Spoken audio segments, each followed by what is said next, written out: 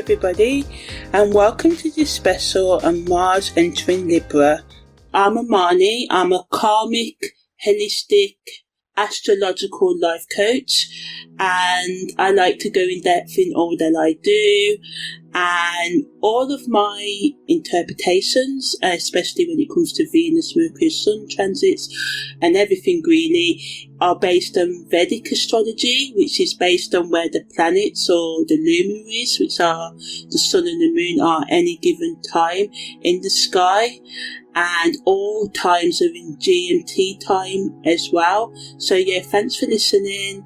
And yeah, when Mars enters Libra, it's when the warrior learns to negotiate, Mars is the kind of brave soldier, warrior type energy in astrology, and it enters Libra on the 13th of September at 4:53 p.m. GMT time until the 27th of October when Mars enters Scorpio.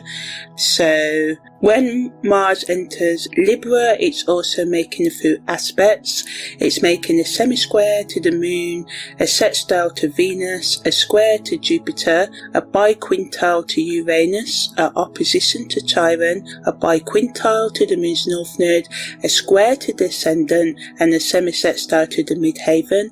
And of course, I'm going to explain what all that means a little bit later on.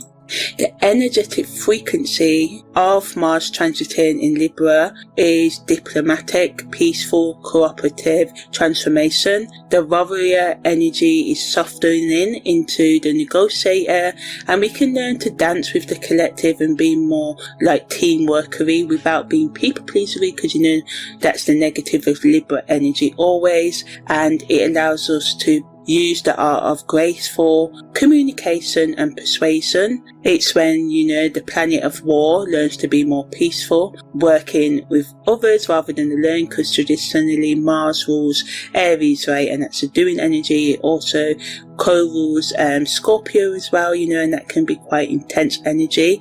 So it wants us to transform how we approach conflict, desire and action, asking us to trade our swords, for scales, and our battles for ballrooms. And it symbolizes a fascinating change in how we approach, desire and action. So this Mars in Libra transit brings the warrior planet into the realm of partnership, a placement that often feels like asking a rugby player to perform ballet. It finds itself dealing with a refined air of Libra energy, beginning a journey that will challenge our usual approaches to getting what we want. And it wants us to, learn the art of compromise whilst maintaining, our essential motivation, And Saturn, Neptune are in retrograde, so are Chiron and Pluto, right, and Uranus. And it just allows us to make our actions more thoughtful and measured than usual. So it's a really intriguing, interesting contradiction when Mars is in Libra, right? As I said, it's the planet of war learning to be peaceful. It allows us to change our approach from direct confrontation to diplomatic negotiation, and rather than charging headfirst into situations, we're called to consider all sides, weigh options carefully, and seek win-win solutions. And it does well at creating harmony through strategic action, and allows us to solve problems. It gives us mind-blowing skills in mediation, compromise, creative plans and relationship building. We can fight for justice rather than personal victory, and it's a good time for legal matters, creative teamwork and social activism. The warrior becomes diplomatic, using charm and gentleness as emotional intelligence rather than brute force to achieve objectives. Negatively, the shadow, comes out and manifests as indecision, passive aggression, people pleasing, because we can become so focused focus on maintaining harmony, that we can avoid necessary confrontation and let people walk all over us, or because people can be a bit like that, we can walk all over them, and this can lead to frustration building beneath a polite surface, and this can lead to eventual explosive outbursts or manipulation disguised as, cooperation. So there can also be, as I said, the need to please everyone, and this can result in pleasing no one, particularly yourself. The best use of this energy is to work on creative projects and plans, working on, relationship healing, and to resolve long-standing conflicts and negotiate better terms in professional situations, and bring, aesthetic beauty into your environment. So making things nicer, flowers, nice scents and all of that. It's perfect for couples therapy, team building exercises, and any situation that requires tact and charm and gentleness. Mars represents our drive and ambition, sexuality, and how we assert ourselves in the world. And as the traditional ruler of Aries and the co-ruler of Scorpio, Mars represents the warrior archetype, that soldier energy, that makes us direct, passionate and uncompromising. It's the planet that gets things done, although it doesn't always do it in a peaceful, graceful way. And Libra is ruled by Venus. This rules partnerships, beauty, justice and balance, and this seeks harmony, fairness and aesthetic perfection. It rules legal matters, artistic plans, and all forms of one-to-one relationships. It's the diplomatic energy of the zodiac, skilled at seeing multiple perspectives at the same time. And when Mars transits in Libra, we get a fascinating blend of assertive action filtered through the lens of harmony and cooperation. It learns to negotiate, collaborate, and the individual learns to consider the collective, and this creates a dynamic where progress happens through partnership rather than domination.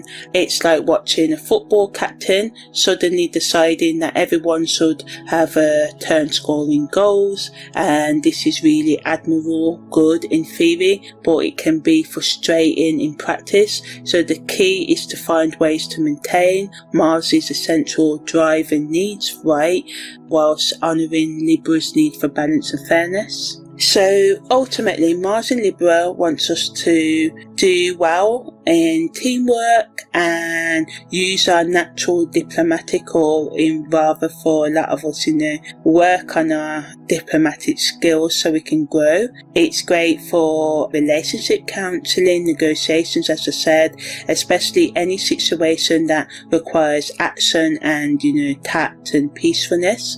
We can find ourselves naturally mediating conflicts and creating beautiful solutions, but we can lose sight of our own needs, and this can lead to people pleasing, passive aggressive behaviour, chronic indecision and avoiding necessary confrontations, and this can undermine our progress and relationships. Financially, it's good for partnership investments, working on business ventures and negotiations that benefit everyone involved. Our ability to see financial situations from multiple angles can lead to innovative solutions and fair agreements.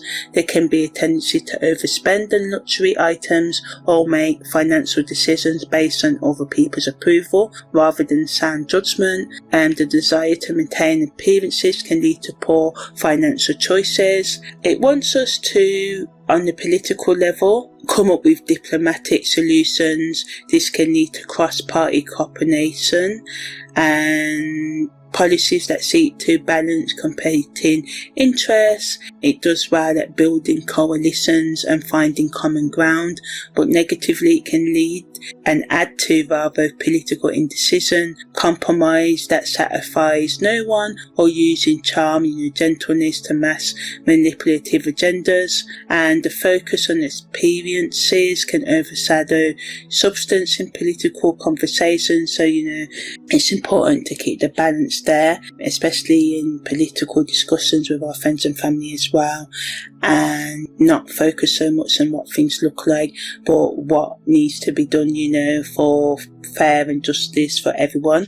In terms of the materialistic collective meanings, it can increase our focus on justice, equality and aesthetic beauty. It supports social movements that look for balance and fairness, improve relationship dynamics across communities and using art and creativity to heal. Negatively, we can focus too much on appearances, what things look like, social climbing, popularity contests, I've got more likes than you, all that sort of stuff. And we can also experience overthinking and collective paralysis. And when difficult decisions need to be made, we can fail to make them. And the desire for social harmony can make us hold in necessary but uncomfortable truths. Psychologically, the ability to understand multiple beliefs and perspectives can improve our relationship skills and our talent for conflict resolution. It supports psychological healing through partnership and cooperation, but negatively, codependency and loss of identity in relationships and suppressed anger can manifest as passive-aggressive behaviour and words, and the psychological need for approval can override authentic self-expression. Esoterically, it represents the sacred marriage between opposing forces, the divine masculine, learning to dance with the divine feminine. It opens the doorways to understanding the spiritual significance of partnership and balance, but negatively it can lead to spiritual bypassing through false harmony, avoiding the shadow work necessary for genuine growth, or using spiritual ideas to manipulate others. And the danger lies in mistaking surface peace for true transformation. Symbolically, it can allow us to have breakthrough insights in our creative projects, especially those where we work with others, and we can use art and creativity to express themes of balance and justice and emotional healing. It supports creative work that brings harmony and beauty in the world.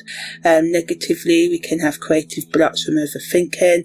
Emotional manipulation can be disguised as artistic expression, and we can create beauty that lacks authentic feeling. And we can just, again, prioritize appearance over genuine emotional truth and growth. So we need to watch out for that, right?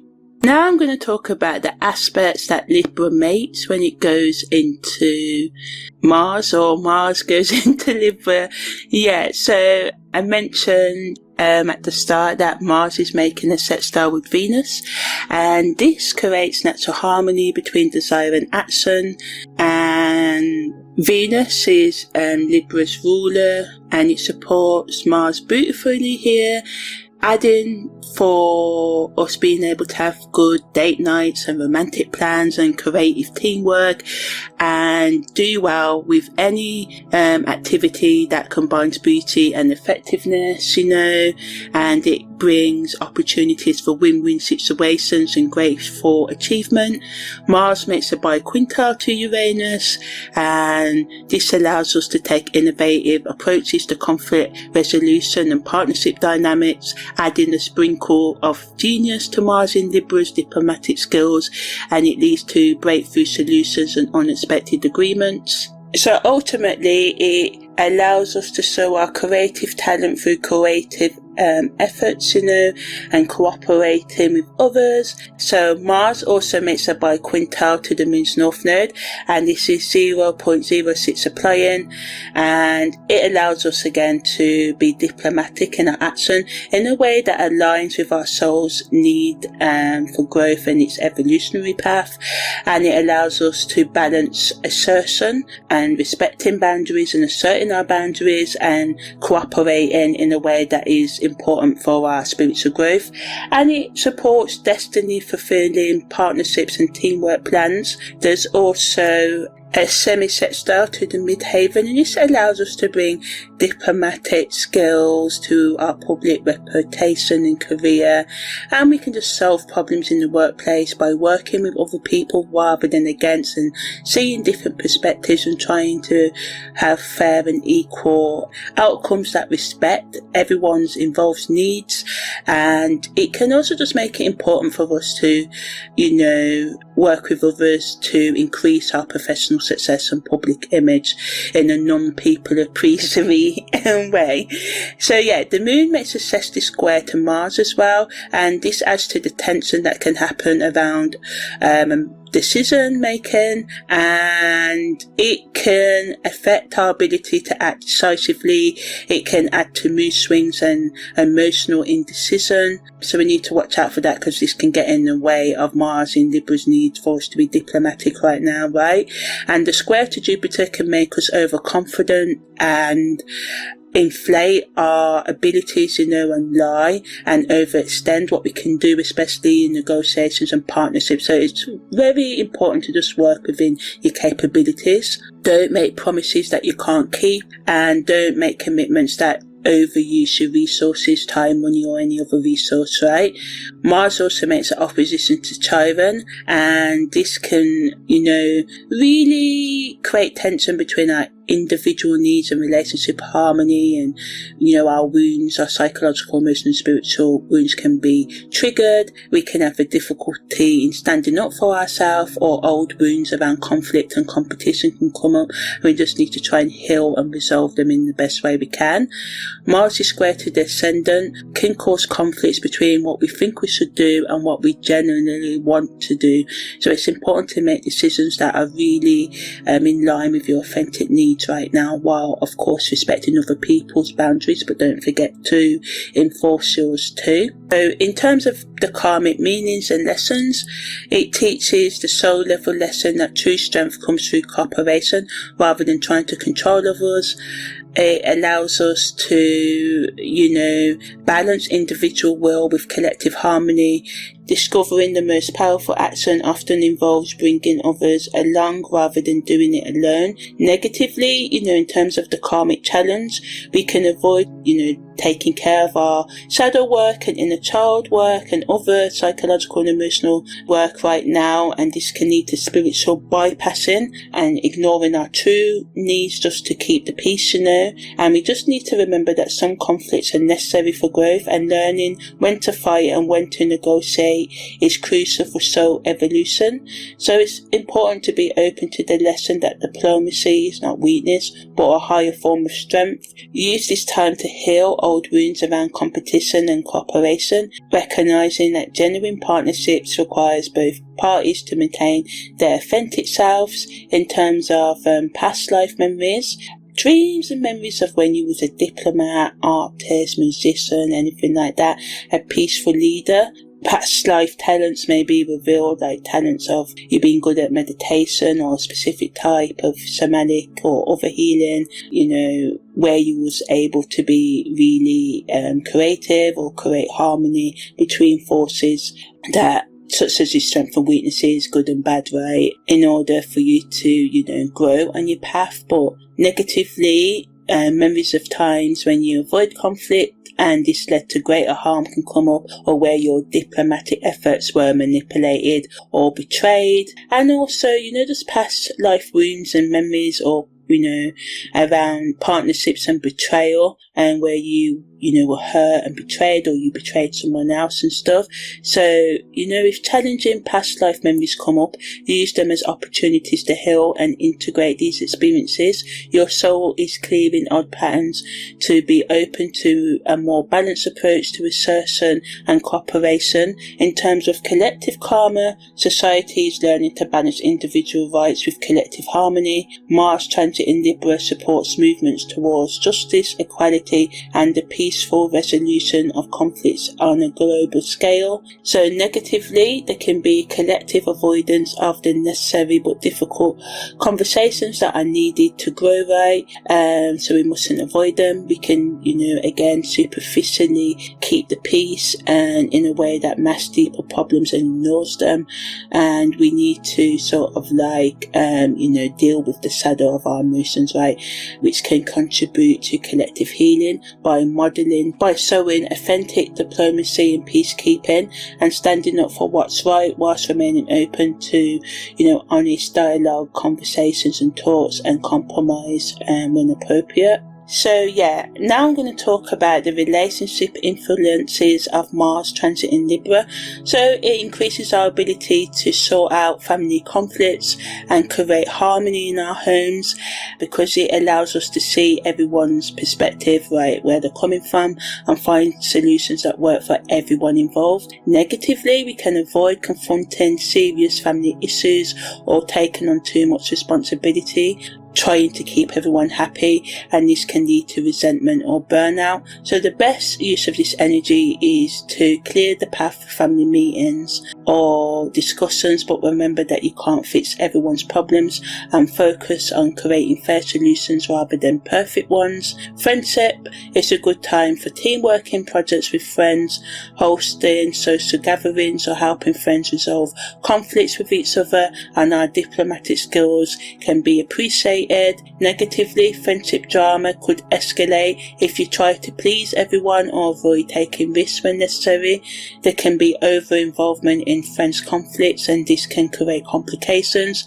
Be the friend who listens and advises, but avoid becoming the permanent mediator, the one that resolves, the peacekeeper.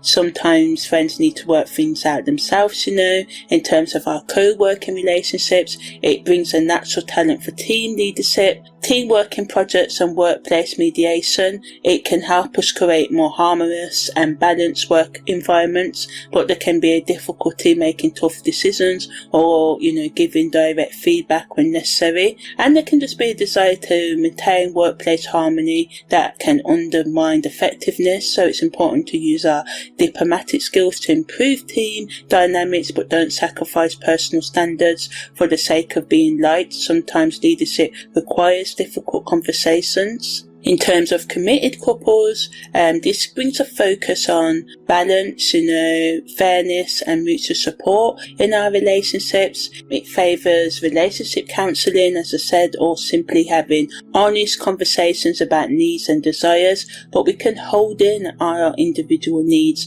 for the sake of relationship harmony. On the negative end, and passive aggressive behaviour can happen when our needs are not met, and we can just overcompromise, and this can add to resentment. So we need to work on expressing our needs clearly and kindly. Remember that healthy relationships require both partners to maintain their identities while creating something beautiful together. In terms of our hookup relationships, we can take a more sophisticated approach to casual relationships with the emphasis on mutual respect and clear communication about boundaries and expectations. This can lead to confusion about intentions or boundaries, or using charm and gentleness to manipulate casual partners. There can be a desire to be liked, and this can lead to misleading behaviour. So it's important, once again, to be honest about what you want and what you can offer. And Mars in Libra energy works best when everyone knows where they stand. If you're single and self-partnered, it can increase your attractiveness and social skills right now. And this is a good time for meeting potential partners, and our diplomatic nature and aesthetic sense can be more appealing and more pronounced right now. We can just see things that are beautiful, make things beautiful, but we just once again need to watch out to compromise too much or too quickly with potential partners, or losing yourself in the desire to be in a relationship, and your self-worth may become too tied to others' approval. So use this time to develop your own sense of balance and harmony, and remember that the best partnerships happen when two people who are whole choose to create something together, not when two halves try to make a whole. So career development, it's great for careers in law, diplomacy, arts, design, counselling, or anything that requires negotiation and teamwork. It supports professional partnerships and team leadership, but negatively, we can find it hard to make career moves and avoid necessary professional confrontations because of the desire to keep everyone happy, and this can get in the way of your career advancement. So yes, use this energy to build professional relationships and develop your team working skills, network strategically, and look for opportunities opportunities to showcase your diplomatic abilities, but do not avoid conflict altogether. Professional development, it can increase our emotional intelligence. This can make our relationships better, and it gives us a better ability to balance competing priorities, and it supports personal growth through partnership and working with others. But negatively, we can experience a loss of individual identity and avoid personal growth, and that might rock the boat in relationships, and people pleasing can become a barrier to authentic self-development. So focus on developing authentic diplomacy, the ability to maintain your core values whilst remaining open to others' perspectives, and remember that true personal growth sometimes requires healthy conflict. In terms of spiritual development, understand that spiritual growth often happens through relationships, and that individual enlightenment without compassion for others is incomplete. This transit supports spiritual practices that involve community and cooperation, but negatively, spiritual bypassing through false harmony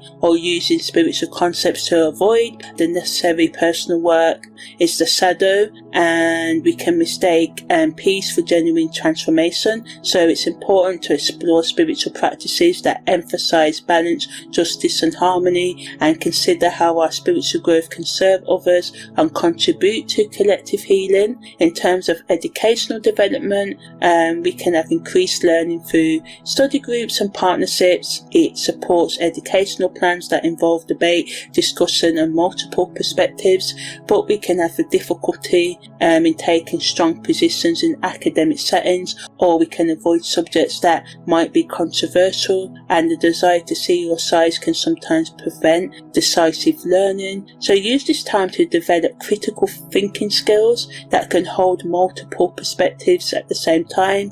Spend time in educational activities that challenge you to find balanced solutions to complex problems.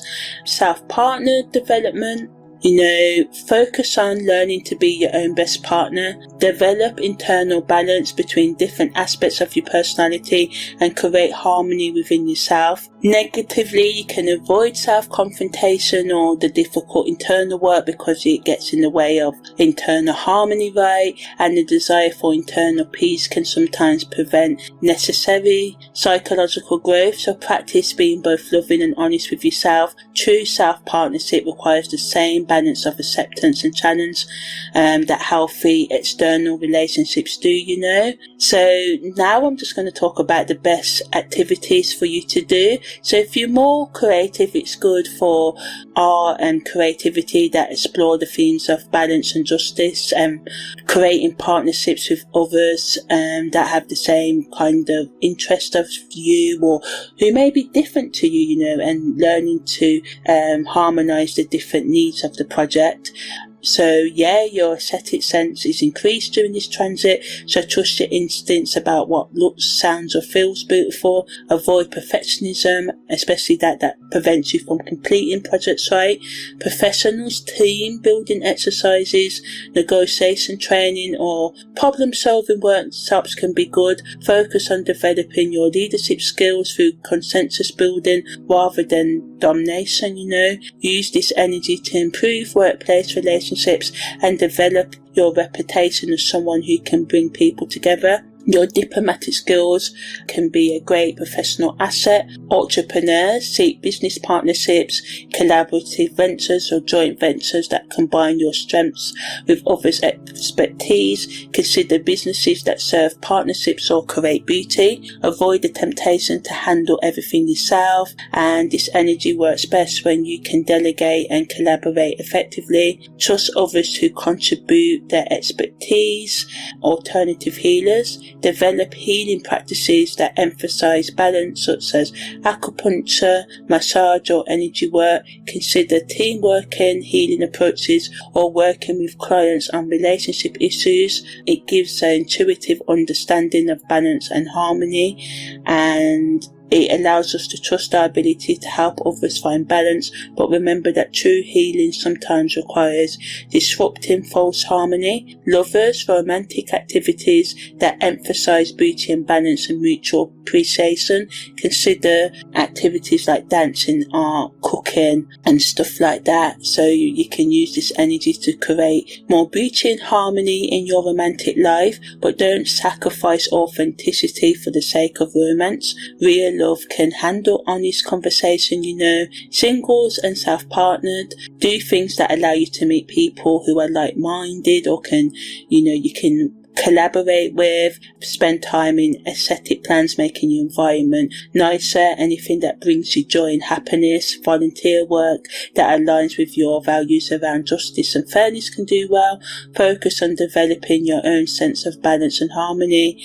The better you know yourself, the better you're able to recognize genuine compatibility with others. In terms of self-reflection questions, for your financial needs, ask how can I create more balance between earning and spending whilst maintaining my values? What partnerships could improve my financial situation?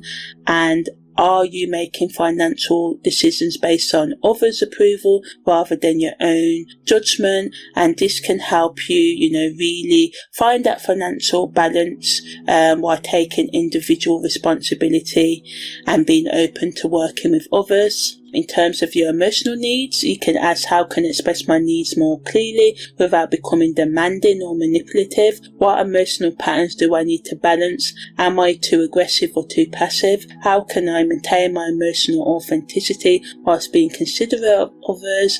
And you might realise that your people-pleasing habits are actually a form of emotional manipulation or tendency to avoid conflict. It's preventing genuine intimacy. Spiritually, you can ask how can my spiritual practice serve both my individual growth and collective healing? What spiritual beliefs do I need to examine for balance and authenticity? How can I integrate opposing spiritual concepts or practices in a harmonious way, And this can help you find the middle between both extremes, You may discover that your spiritual practice has become too focused on personal peace at the expense of spending time being compassionate, or that you need to balance active service with, being more meditative. Psychologically, you can ask yourself, how can I maintain my individual identity whilst being genuinely collaborative and working with others? What psychological patterns around conflict and cooperation need my attention? And how can I develop authentic diplomacy rather than people pleasing? And this is important, these questions, because psychological growth requires balancing individual authenticity and relationship harmony working together, right? In terms of your physical needs, you can ask, how can I balance activity with rest or strengthen training with flexibility? What physical practices could help me develop better balance and coordination? How can I create more beauty and harmony in my physical environment and in my body, right? And this helps you, find harmony between opposing forces, your need for fun and your need for rest, right? And, build your efficiency and self-love. So all in all, Mars in Libra gives us the chance to revolutionize our approach to action, conflict and desire, challenging us to move beyond the simple either or mentality and be open to a more sophisticated both and perspective. The warrior, the soldier, is learning to negotiate, the competitor is learning to work with others, and the individual is learning to honour the collective without losing themselves in the process. So the key to dealing with this energy is understanding that true strength manifests through cooperation rather than domination and controlling, manipulating or people pleasing.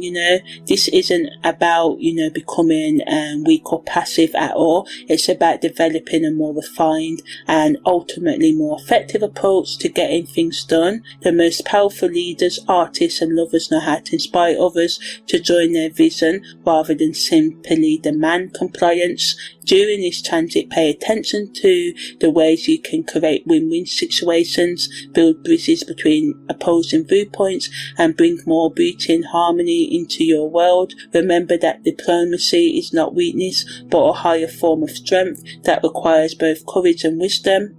Use this time to heal old wounds around competition and cooperation. Develop a more balanced and authentic approach to assertion and partnership. The challenge of Mars in Libra, is the indecision, people pleasing, and passive aggressiveness.